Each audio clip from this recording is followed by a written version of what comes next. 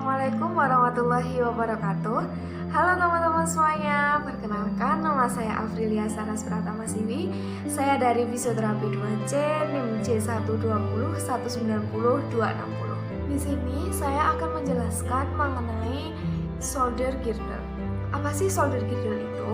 Shoulder girdle adalah sebuah terminologi yang biasa digunakan untuk mendiskusikan atau membahas mengenai hubungan antara skapula dan juga dengan klavikula. Dan membahas shoulder girdle, kita juga akan sedikit menyinggung mengenai shoulder joint.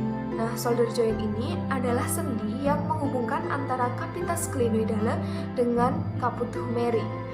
Kemudian pada skapulanya itu terdapat landmark yang digunakan sebagai patokan untuk pergerakan skapulanya.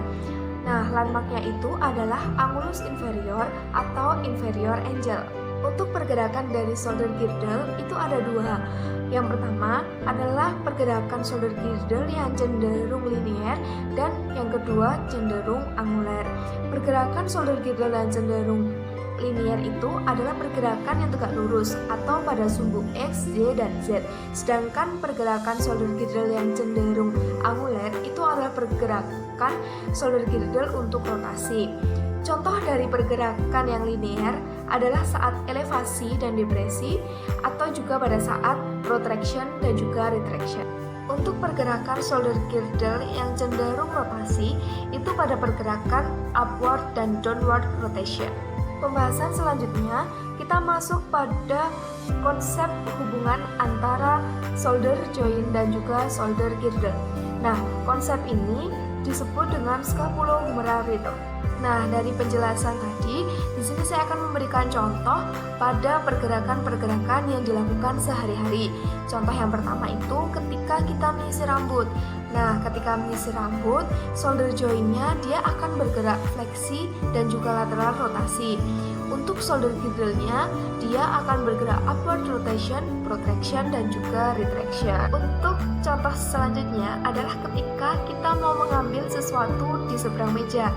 Nah, ketika mengambil sesuatu di seberang meja itu, kita ada pergerakan antara shoulder joint dan juga shoulder girdle.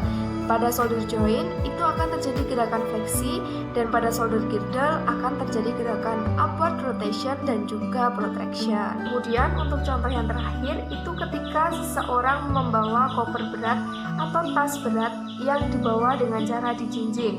Nah, pada shoulder joint-nya itu tidak terjadi pergerakan atau no motion, sedangkan pada shoulder girdle-nya itu terjadi pergerakan depression.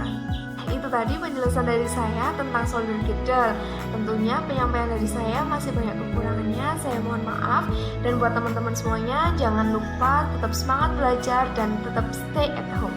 Sekian dari saya, terima kasih. Wassalamualaikum warahmatullahi wabarakatuh.